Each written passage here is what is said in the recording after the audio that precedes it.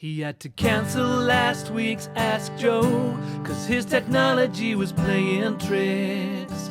So he makes us ask the question, are we still on 225? Or is this now episode 226?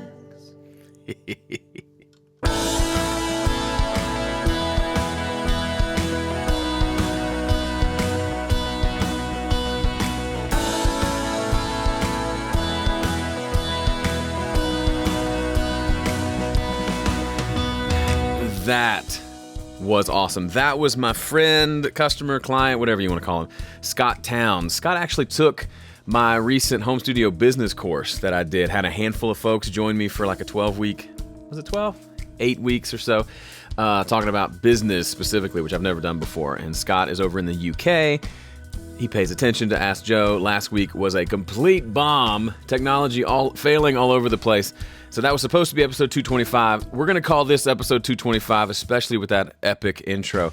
Although I like the song that I recorded last week for episode 225, but I deleted it because that was awesome. Thank you, Scott. If you want to be featured as an intro artist, that's a thing, intro artist on this podcast, send something over to me. Send me a link. I'll check it out. I can't promise I'll use it. But if I really like it, I will. And then if I don't like it, I probably just won't reply to you. I'm kidding. I'll probably tell you, hey, this is great, but no thanks. So fair. That's fair. And yes, Smelly Spaghetti, I don't see him here. So welcome. If this is your first time watching a video of mine or listening to this podcast or tuning in live, I do this every Tuesday at 1 p.m. Central. I was hanging out with Pam just before this, and she said, episode 225, like do you realize you've done this for this many, I don't know how many years it's been. The very first episode of Ask Joe was in 2009, and it was a video, and I answered some questions, and then I did some written versions, and then eventually it evolved into a podcast that would kind of come randomly, and then it became this weekly thing that we've been doing live now for a few years. So I'm just getting started, so if you'll stick with me, I'll keep doing these Tuesdays, 1 p.m. Central, streaming right here on my YouTube channel. And I'd love it if you get a lot out of this and you've got friends who are musicians who maybe you think might be interested in recording and audio, might like what I'm doing over here in my world. I would love it if you would share this with them. No pressure. I'm just kidding. No pressure. But I do appreciate all of you who show up live and who listen and who comment. I really do. Like if there was no one listening and commenting, what's the point of all this? So I feel connected to you. Oh, that's sweet. Okay, so what I'll talk about today, I was saying just before the recording started, I am super stressed. Not stressed. Stressed. A little stressed, a little overwhelmed because tomorrow is tracking day for my new EP. And I'm being very ambitious. I'm trying to document the whole thing for a new course that I'll be releasing in a couple months. I don't have the songs, I don't have pre-production finished yet, like the charts aren't done yet. I've done scratch tracks for 2 songs. We're going to try to do a total of 5. I've got some patch cables I need to figure out that aren't connected to the right place. I've got to make sure I've got enough, I think I have enough mic stands and mics. I don't know about cables though. I've got to just figure all of this out. But I made a commitment to be here Tuesdays, 1 p.m. This isn't a guilt trip. Don't feel guilty. No, really, don't feel guilty. I just wanted to share with you that I'm a little stressed out about it. So Tim Horsley will be playing drums. Tim has played drums on almost everything I've released over the last decade. And then Joel Bazaire will be playing bass. Same thing. He's played on almost everything I've released, aside from a few projects. So Joel, incidentally, I don't know if you knew this, is my brother-in-law. He and I married sisters, Pam and Jen, and now we get to make music together. So, so they're going to be coming over maybe tonight to set up a little bit, but we'll be tracking tomorrow. 5 songs. We'll go from like 10 to 4, and hopefully, fingers crossed, things will go well. It'll be fine. I'm actually getting excited about the songs. 2 days ago, I was not sure about 2 of them, but I kept just kind of playing them over and over and kind of working the arrangement and kind of massaging things into place. That sounds gross. And got them to a place where I'm actually excited about them. Tried different tempos. One was a lot slower and then made it a little faster, and that worked better. So I'm excited. It's probably sound-wise going to be a little bit of an amalgam of the last several projects I've done. It's going to sound probably a lot like Fighter, probably going to sound a lot like Lies, that EP. No, that was Free. The song Lies was on an EP called Free that I released 3 years ago. It'll have a few songs that sound a little bit like that. I was playing some of those songs before the episode began. But I'm excited about it. So big picture thing. Yes, I'm stressed because I might be up late tonight just to get it all figured out and wired up and ready to go. But I'm also excited. I just came from Sound Kitchen in Nashville. Steve Peffer, the guy who plays keys on a lot of stuff for me, had my hard drive from the last session I did at his place. He said, hey, I'll be at Sound Kitchen. It's over close to where you live. So I went there, and they were doing a tracking session for a country artist. And I just was there for probably 10 minutes waiting for them to be done so I could walk in and get the drive. But I stood in the control room, and they had drums, bass, steel guitar, electric guitar, all in the live room. Steve was in a booth with an organ and piano. There was a fiddler somewhere I couldn't see, but I could hear her playing. And then the lead singer was playing acoustic guitar and singing, and they were just laying it all down. And it was beautiful, and it was awesome, and it got me inspired. And it was country, which isn't like my genre, but it's just to hear a bunch of good musicians doing their thing makes me happy. And so I'm hoping that's what happens tomorrow. It's going to be a lot of fun. I'll let you know how it goes. Boom.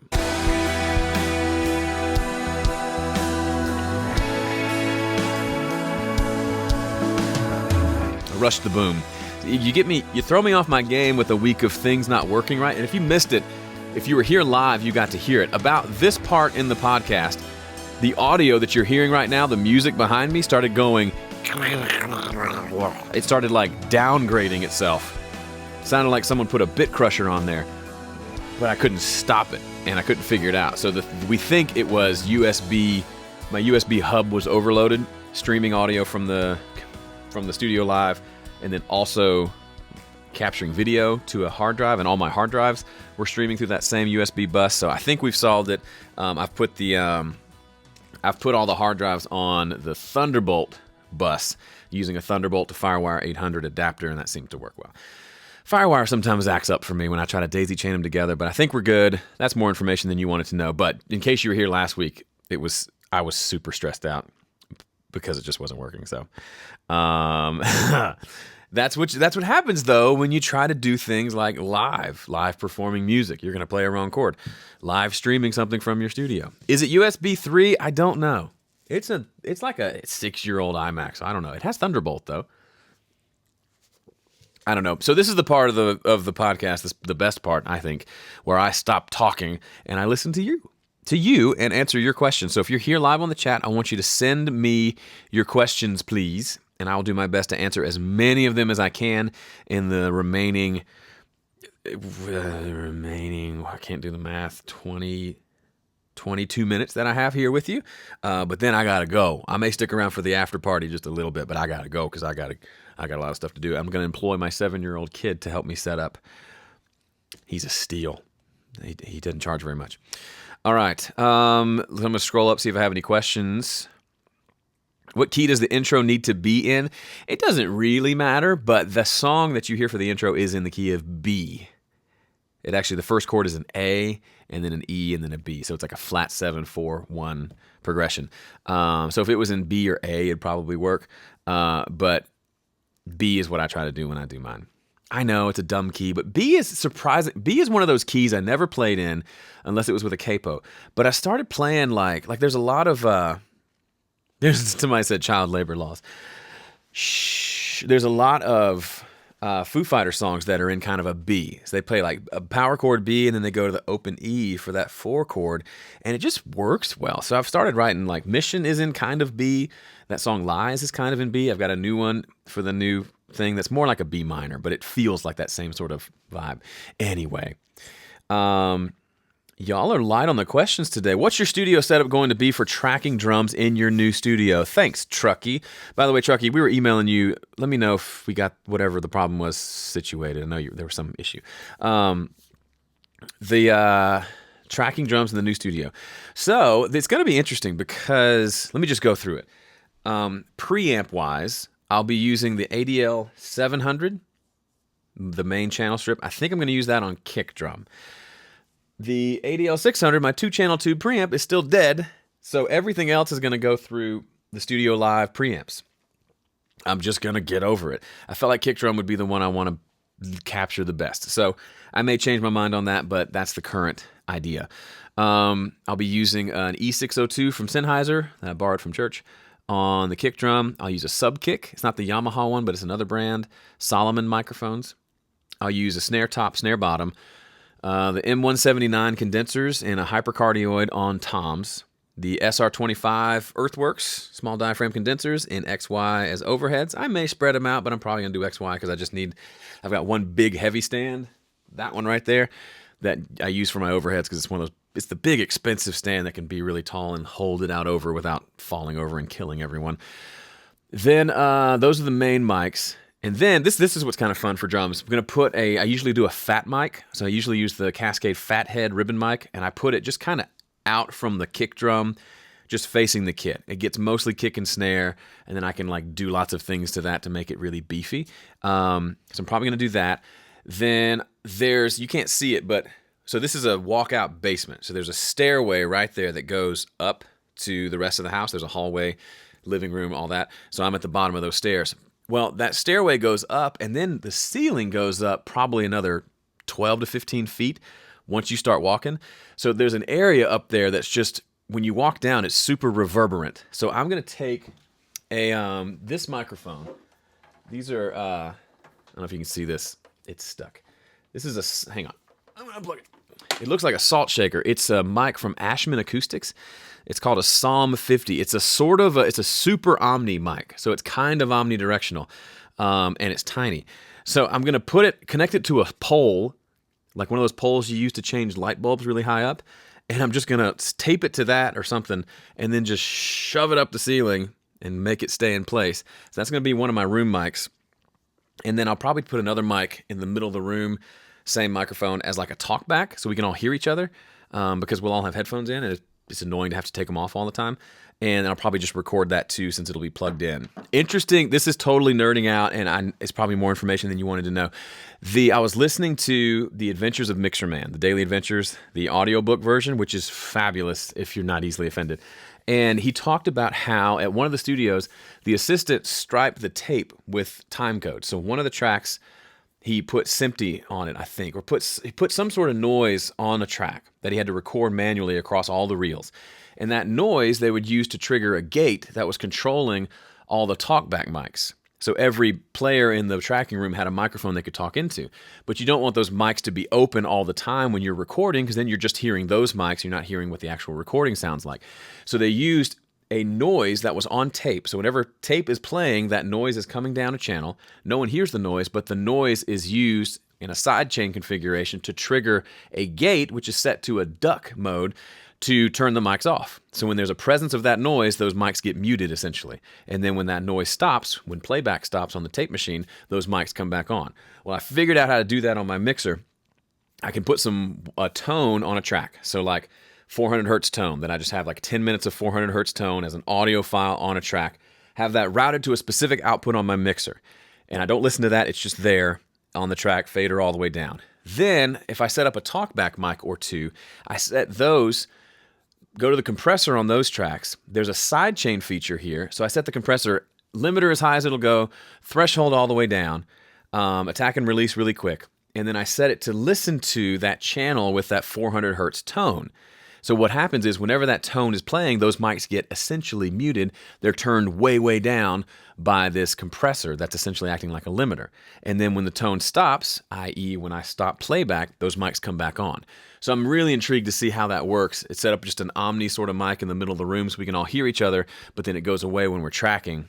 I'm super excited to try that. So thank you, Mixer Man, for the idea. It's probably way more work than is worth doing, but it's going to be fun. And I think I have just enough mic stands to pull it off. So that's drums. I may, if I have an extra mic lying around, I may stick one in that back room over there. It's kind of a mud room for the kids' like shoes and stuff, just to get another room sound from across the room, or maybe even back in that back bedroom where I did those videos from last week.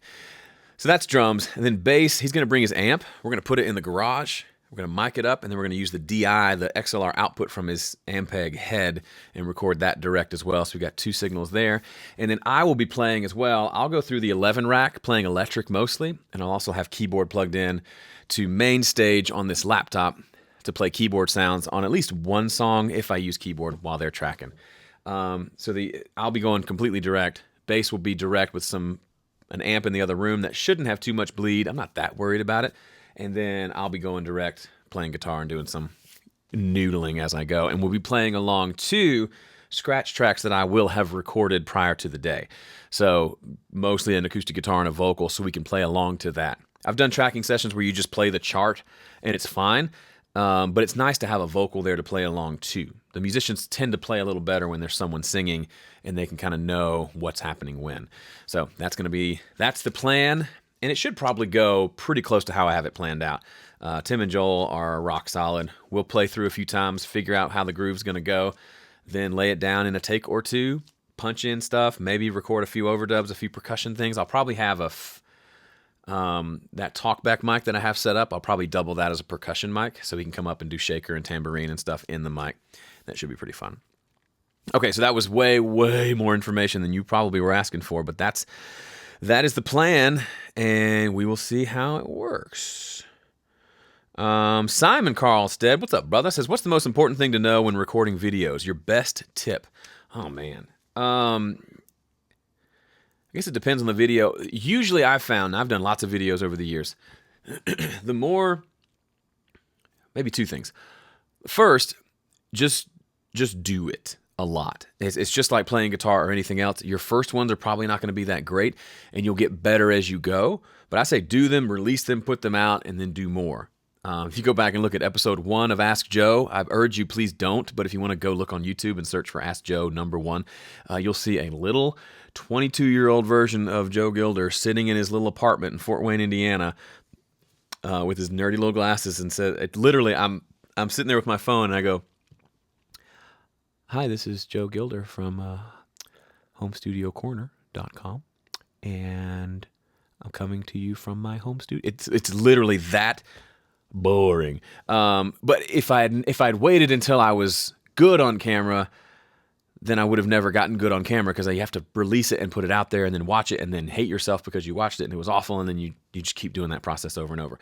Second thing, a lot of times with videos, especially if it's like a video where you're talking, if it's a music video, that's different. But if it's a video where you're like talking to the camera or you're narrating something or showing something, 9 times out of 10, I feel better about a video when I've actually thought more about and planned how it's going to go versus just flipping on the camera and winging it. I spent many, many years just winging it, and it makes me good at winging it. Like this podcast is very much a winging it situation. But when I've planned it out more, it tends to work better. So maybe have a plan, even a rough plan, and then you can, it's kind of like jazz. Maybe there's a rough structure, but then you can improvise on top of it. But as long as there's a structure you can come back to, helps keep you on focus and on point. I'm not good at making videos short. It's like that old saying, if I had more time, I'd have written a shorter letter. I tend to make them longer than they need to be, but that's something I'm working on. Randy, you sent me an email. If you could send it again, I am forever behind on email, and I will try to get to it as soon as I can. Rick says, just installed another WA-76 in my studio. That's the warm audio. I'm going to try to do parallel compression. Would you recommend doing this on the way in? No, if I'm going to use outboard gear, even though I've messed things up in the past, I'm just going to use it. I'm not going to do parallel, although there's a safety there. If you can mult the signal out and record the dry signal and send the signal through that compressed, that's cool. But I don't know. I don't like doing too much of that while I'm tracking. Do you track a safety DI on bass and guitars for reamping? Just curious. We're doing a DI just because I want 2 different sounds.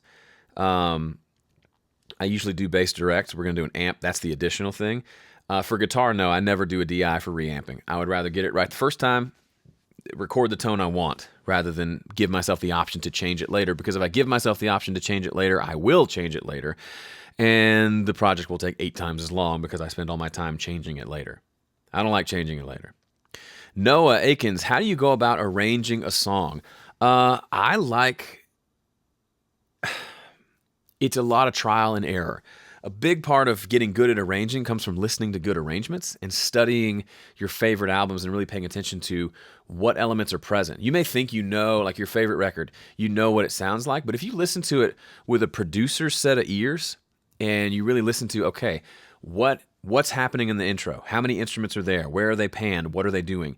and then ask that same question for the verse and then the chorus and then the turnaround and then the second verse and the chorus and the bridge, you'll notice so many things. Maybe before then you only thought of it as sounding big and huge and you liked the drum tone, but then you go back and listen with the producer's ears and you hear, oh wow, they brought in, the only difference between the verse and the chorus is they added a tambourine and it added this lift that totally took it to a new place. It's those kind of things that you wouldn't necessarily intuitively think of, but you start listening to those enough times and it gives you like a catalog, a library of ideas that you can then pull from for your projects. But then a lot of it's just sitting down with your instruments or with the musicians and just trying stuff. And sometimes accidents happen. I talked about in that song Fighter, when we were tracking it, I was recording some overdub guitars for the bridge and I messed up a chord and I just slammed my hand down on the guitar and just went in anger. Tim Horsley looked up. He was playing a game on his phone. He was done. He'd already tracked the drums and said, "Hey, what was that?" And I said, "What was what?" He goes, "That." I said, "I was just mad," and hit the guitar. He said, "That was really cool." So we ended up recording these two takes of that, just angrily playing a couple of notes, and some of them were wrong notes, like I was just kind of moving around. But those ended up being the big extra guitars for the final chorus of the EP version of Fighter. So some of that's just being in a room and trying stuff, and then someone says, "Hey, that's really cool." Those are some ideas. There are probably a million more ideas that I could tell you. I can already tell you I'm not going to get to all these questions. There are so many folks here today. I'm so glad you're here. Thank you. I'll try to get to as many as I can. I'll try to talk less and answer more questions. David says, can I use butter compression on vocals on the way in to level them out? I wouldn't, because there's so much compression happening that you might be at risk of over compressing. It's something I like to do after the fact because it's constantly compressing, which can be really cool. And I would say try it, but as someone who's over compressed things on the way in a few times, it's really demoralizing to have to try to fix that later when you could just put a plug in that'll do the same thing. But I get wanting to try it. So for something like a lead vocal, it's just too important to get it right. I probably wouldn't. If it was something like bass, I feel like you can experiment on bass more because it's low end. It's a single note at a time. There's not as much happening tone-wise. You just need a nice, good, big, thick tone. The subtleties of compression aren't as obvious in a bass track, in a rock mix, for example, as the subtleties in a lead vocal that's way up front in the mix. If I offended you as a bass player, that's not what I was trying to do. I'm just saying. Let me scroll down here. So, this is Mark. What's up, Mark? Mark Strickland says, punching in on the Studio Live 24. So when he's punching in using a Studio Live, there's no latency because he's listening on the board, but the meters disappear. Can you share a little bit? Yeah, it's just part of when you don't monitor through the software, the meters go away on the tracks themselves. It's just a weird thing. What you can do is go to, let me see if I can show it to you on the screen if you can see this. If you open up the mixer window and on the left-hand side where it says inputs, click on that and it'll show you all your inputs for your interface. So then you can just have them all there. You can't do anything other than see them, and you can put plugins on there, which I never do. But then you can see all your channels while you're recording. If you're just doing one track at a time, so you're doing some overdubs, you could do something like this. Bring the window way over. I'll do this sometimes. And then, because right now you can see, look at my mixer. You can see this is the vocal. This blue is what I'm recording on right now. But you can see there's nothing on the meter because I'm not monitoring from this channel. If I click that, there would be feedback and you would hear a delay because there's latency. We're listening directly off of my mixer. I'm actually not hearing it, but you're hearing it off the mixer, but it's not coming back out of Studio One until we stop and hit play. Having this open over here on the left allows me to see the meter and see what's happening on the meter, but then I'm still recording as well. It's not ideal. I'm not sure why they do that. Maybe it's just to indicate that there's no signal processing on that channel at the moment. But I would agree that could maybe be something they could change. Actually, if you can email me, Mark, I'll email one of the guys over in Germany about it and see if that's something they can change or if there's a reason for it. Let's find some more questions. What are your thoughts on UAD plugin versus Waves? Hey, Jesse, glad you're here. You probably haven't watched a lot of my videos. I don't use either. I had Wave stuff for a while. I spend the majority of my time using stock plugins in Studio One. I know, it's lame. Whatever. But I think UAD and Waves are great, and I am certain that I am missing out in some respects by the things I'm not using. For example, Studio One started to add in like an 1176 style compressor and a couple of different Neve EQs that I love now. So I'm sure I would love the others. I just would prefer to use what I have and what's built in. And it's almost a challenge that I give myself of how great can I make this sound just using what's here without buying third-party stuff. I'm not a real minimalist type person. I like to buy things. I would just rather buy a guitar or a microphone or even a preamp or a new pedal that gives that's something that I use creatively. Plugins just don't feel creative to me. I know they're great. I know they're awesome, but I'm much more interested in capturing a cool sound. And then if I can mix it super quick and move on, that's ideal for me. Go watch the series of videos I did back in that bedroom over there. I set up a little studio with a laptop and this microphone in that bedroom and recorded a whole song and mixed it using all stock plugins, and it turned out really cool. Some people like it better than the one I did at a big studio and spent a lot of money doing. Just goes to show you, the gear is not as much as people want to say, and I'll stop talking about it because I've said that 1,000 times. What kind of video audio converter do you use to live stream? I don't. This is actually a USB webcam you're seeing. It's the Logitech C something or another. Plugged USB into this sucker, and then I use Wirecast Play, which is the free or $10 version that just works with YouTube, to stream it up. There you go. Yeah, I go super low profile. Do you experience a lag on the UC Surface? So the UC Surface is the iPad app for the Studio Live. We use it at my church. I've not experienced any lag, but I don't run sound on it. I could ask my sound guy, but it seems to work okay. He says the meters are laggy. I don't know. Chris says, overhead drum mics. Do you see them as more for the drums or for the cymbals? Seems like some engineers talk about them only in terms of cymbals, but I think they give the drums depth. That's a great question, Chris. And I've gone both ways on this a lot of times. So my original thought was, if I can get a great drum sound with just the overheads, capture the kick, the snare, the toms, get an overall just killer drum sound with just overheads, then it puts way less pressure on the kick mic and the snare mic and all the other mics to do their jobs. You can just bring them up and kind of supplement the overheads, and you're good to go. A couple things wrong with that. Not wrong with that. A couple problems that can arise from that. That would be great for a jazz record, or really simple, like if you were doing that first big Ray LaMontagne record where it sounds like it was just a single room mic on a drum kit, that's great. But the problem is, if you want a really in-your-face kick drum sound, you're never going to get that from overhead mics. You're going to have the individual mic. And as you bring those up, you probably have to start bringing the overheads down a little bit. Or if you process your drum bus with compression, you probably end up needing...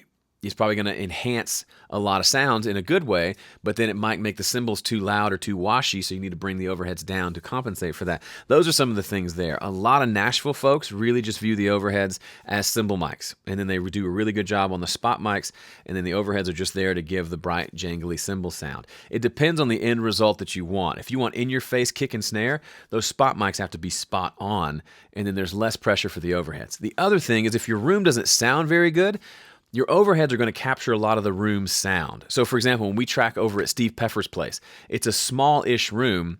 So when you have the overheads loud in the mix, it gives you a good sound of the kit, but it also gives the sound of the room. And it's not a great-sounding room. It's just kind of a normal-sounding room.